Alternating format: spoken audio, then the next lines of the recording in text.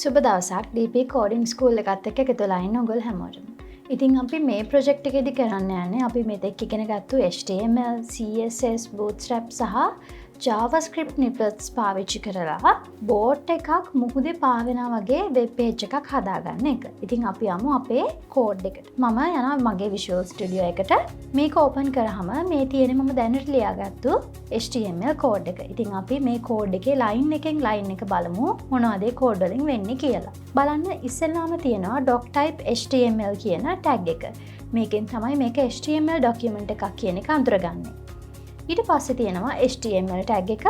එයාගේ attribute එකක් විදිහට මම දාලා තිනවා lang equals quotation marks ඇතුලේ en කියලා. ඒ කියන්නේ මගේ document එක ඇතුලේ තියෙන content එක English වලින් තමයි තියෙන්නේ කියන එක. ඊට පස්සේ තියෙනවා මගේ head tags දෙක. head tags දෙක ඇතුලේ ඉස්සෙල්ලාම තියෙනවා title tag එක. title එකට මම දාලා තියෙන්නේ මගේ project එක. project 66 කියලා. ඊට පස්සේ link tag එකක් තියෙනවා. මේ තියෙන link tag එක තමයි bootstrap වලට අදාළ CSS CDN link එක. ඊට පස්සේ මෙන්න මගේ CSS file එක link කරපු link tag එක තියෙනවා. ඊළඟට අපේ head tag එක ඉවර වෙනවා. ඊට පස්සේ තියෙනවා body tag එක. මෙතනින් body tag එක open වෙලා තියෙනවා. body tag එකේ ඉස්සලාම තියෙනවා header tag එකක්. header එක ඇතුලේ තියෙන්නේ ocean waves කියලා. ඊට පස්සේ එතන තව div එකක් තියෙනවා. ඒ කියන්නේ header එකේ level එකෙන්ම තව div එකක් හදලා තියෙනවා. එයාට class එකක් දීලා තියෙනවා ocean කියලා. බලන්න ocean කියන class එක තියෙන div එකෙන් ඇතුලේ තව div එකක් ලියලා තියෙනවා div class wave කියලා. ඊට පස්සේ ඒ විදිහටම තවත් div එකක් දාලා තියෙනවා. එතකොට මේ දෙන්නගෙම class එක වෙන්නේ wave කියන එක. ඊට පස්සේ img tag එකක් add කරලා තියෙනවා. ඒකේ src එක වෙන්නේ bot.png කියන එක. මම මෙතෙන්ට cursor එක ගෙනිච්චොත් එහෙම මේ විදිහට මගේ image එකේ preview එකක් මට බලා ගන්න පුළුවන්. මේ තමයි මගේ bot එක. බලන්න යාට alter tag එකක් දීලා තියෙනවා bot කියලා.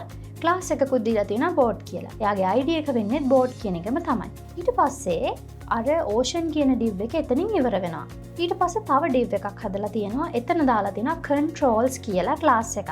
ඊට පස්සේ ඒ controls කියන class එක තියෙන div එක ඇතුලේ මෙන්න මේ විදිහේ button දෙකක් තියෙනවා. පළවෙනි button එකට on click event එකක් දීලා තියෙනවා move left කියලා. ඒ කියන්නේ මෙතනදී move left කියලා function එකක් call කරලා තියෙනවා. ඊට පස්සේ එයාගේ button text එක විදිහට දීලා තියෙන්නේ move left කියන එක. ඊළඟට දෙවෙනි button එක තියෙනවා.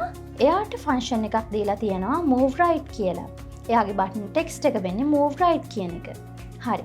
ඔන්න දැන් අපේ controls කියන div එක එතනින් ඉවර වෙනවා. දැන් ඔන්න අපේ script tag එක එතනින් පටන් අරගෙන තියෙනවා. දැන් මේක ඇතුලේ අනිවාර්යයෙන්ම තියෙන්න ඕනේ මොකද්ද? move left සහ move right කියන function දෙකට අදාළ code එක. අපි බලමු script එක ඇතුලේ මුලින්ම තියෙනවා let bot equals document.getElement by id bot. ඒ කියන්නේ මෙතනදී let කියන්නේ නිකන් අර variable එකක් හදනවා වගේ දෙයක්. ඒකේ name එක දීලා තියෙන්නේ bot කියලා. ඊට පස්සේ එයාට assign කරගන්න කියනවා මෙන්න මේ bot කියන id එක තියෙන කෙනා. getElement by id නේ. එතකොට bot කියන id එක තියෙන්නේ කාටද? මෙන්න මෙයාට. මේ image එකට. එතකොට මේ image එක මෙන්න මේකට add කරගන්න කියලා තමයි කියන්නේ. ඊට පස්සේ තව එකක් හදලා තියෙනවා let position equals 0 කියලා. එතකොට position කියන එකේ value එක වෙන්නේ 0යි කියන එක. එතන comment එකකින් කියලා තියෙනවා 0% means center horizontally initially. ඒ කියන්නේ අපේ බෝට් එක center එකේ තමයි තියෙන්නේ. මම මුලදී කිව්වා අපි මේ හදන්න යන්නේ මුහුදක් ඇතුලේ පාවෙන මුහුද උඩ පාවෙන බෝට් එකක් කියලා.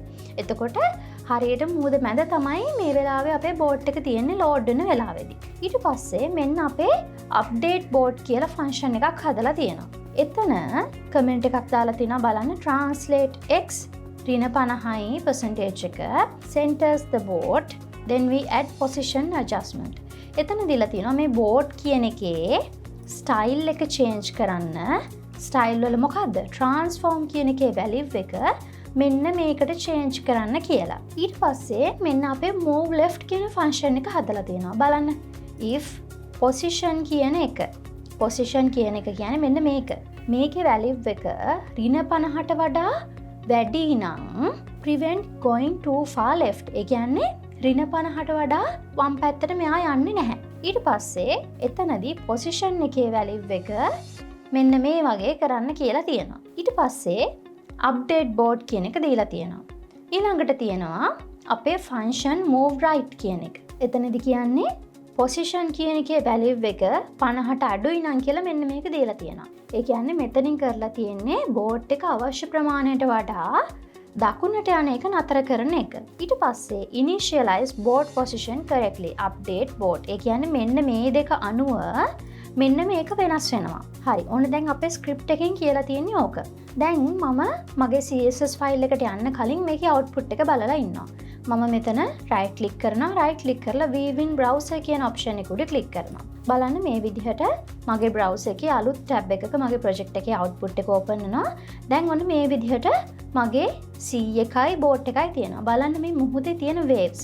මේක උඩ පහළ යනවා. මේක හදලා තියෙන්නේ CSS animation එකකින්. ඊට පස්සේ මේ board එක මෙහෙම තියෙනවා. දැන් මම මේ move right කියන button එක click කරනවා. බලන්න මේක click කරද්දී මේ board එක චුට්ටක් දකුණු පැත්තට ගියා. මම මේක ආයෙත් සැරයක් click කරොත් මේක තව චුට්ටක් දකුණට යනවා. මම මේක click කරද්දී මේ board එක චුට්ට දකුණට යනවා. හැබැයි එක තැනකින් මේක නතර වෙනවා. ඒක තමයි මෙන්න මෙතන මේ දීලා තියෙන්නේ position 50ට අඩු නම් කියලා සහ මෙතන තවත් එකක් දීලා තියෙන්නේ. අන්න ඒක control කරලා තියෙන්නේ මෙන්න මේ දීලා තියෙන එකෙන්. මේ බලන්න මෙතන position එක 50ට වැඩි නම් සහ position එක 50ට අඩු නම් කියලා දීලා තියෙන්නේ. මෙතන position එක ඍණ 50ට වැඩි නම් කියලා දීලා තියෙනවා. මෙතන position එක 50ට අඩු නම් කියලා දීලා තියෙනවා. අර board එක ඕනට වඩා දකුණට යන එක. කියන්නේ මෙතනින් board එක නතර වෙන එක control වෙන්නේ අන්න ඒ code එකෙන්. දැන් මම මේ move left කියන එක click කරොත් මගේ board එක මේ විදිහට වම් පැත්තට move වෙනවා. මම මේක click කරන්න මේක වමට move වෙනවා. හැබැයි මේකත් එක තැනකින් නතර වෙනවා. මේ බලන්න මෙතනින් එහාට යන්නේ නැහැ. ඉතින් ඒකත් control වෙන්නේ අර code එකෙන්ම තමයි. ඉතින් මට පුළුවන් මගේ board එක හෙට මෙහෙට අරගෙන යන්න මේ buttons click කරලා. ඉතින් අපි බලමු මේ styling ටික කොහොමද කරලා තියෙන්නේ කියලා CSS පාවිච්චි කරගෙන. මම යනවා මගේ Visual Studio එකට. ගිහිල්ලා මෙන්න මේ style.css ෆයිල් එකට යනවා. බලන්න ඉස්සෙල්ලාම body එකට මෙන්න මේ වගේ styling ටිකක් දීලා තියෙනවා. එයාගේ margin එක 0 කරන්න කියලා තියෙනවා. background එකට linear gradient එකක් දීලා තියෙනවා. ඉතින් මේ තමයි එයාගේ gradient එකේ colors. ඊළඟට overflow x hidden. ඒ කියන්නේ තිරස් අතට overflow එකක් එහෙම නැත්නම් scroll එකක් ආවොත් ඒක hide කරන්න කියලා තමයි තියෙන්නේ. ඒ හින්දා තමයි තිරස් අතට scroll bar එකක් මේකේ නැත්තේ. ඊළඟට header එකට මෙන්න මේ වගේ styling ටිකක් දීලා තියෙනවා. මෙතනදී ආට background color එකක් දීලා තියෙනවා. ඊට පස්සේ ඒකට color එකක් දීලා තියෙනවා. ඒ කියන්නේ header එක ඇතුලේ තියෙන text මේ පාටින් පෙන්වන්න කියලා. ඊට පස්සේ text align property එකක් දීලා තියෙනවා.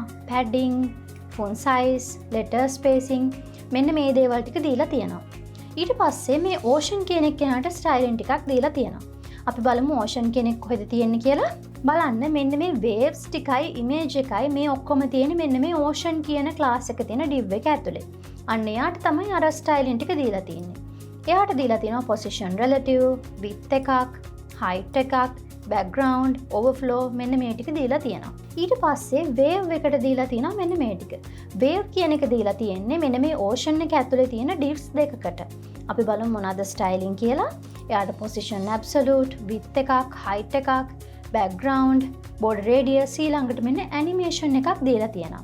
animation එකේ name එක wave move කියන එක. මේක තප්පර 6කට වැඩ කරන්න තමයි දීලා තියෙන්නේ. ඒ වගේම මේක linear සහ infinite. infinite කියන්නේ මේක නතර වෙන්නේ නැහැ එක දිගට වැඩ කරනවා කියන එක. අපි බලමු wave move කියන එකේ හදලා තියෙන animation මොනවද කියලා. බලන්න මේ තියෙන්නේ මේකට අදාළ animation එක.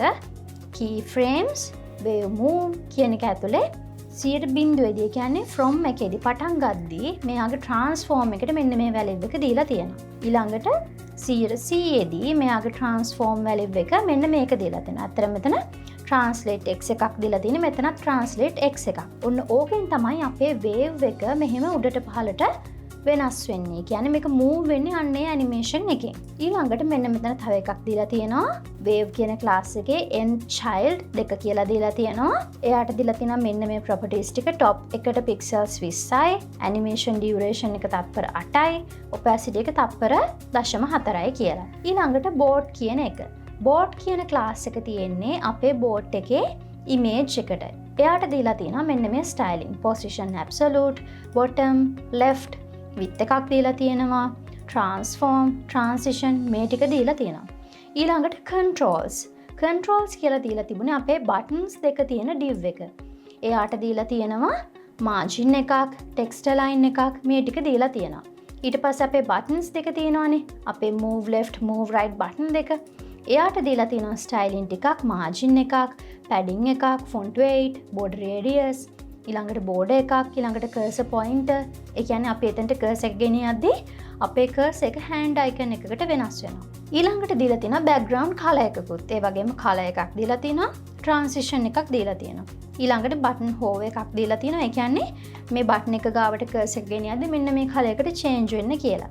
ඉතින් මේ output එක බැලුවොත් බලන්න මේ cursor එක මෙතනට ගෙනියද්දී button එකේ color එක change වෙනවා. ඒත් එක්කම මගේ cursor එක hand icon එකකට වෙනස් වෙනවා.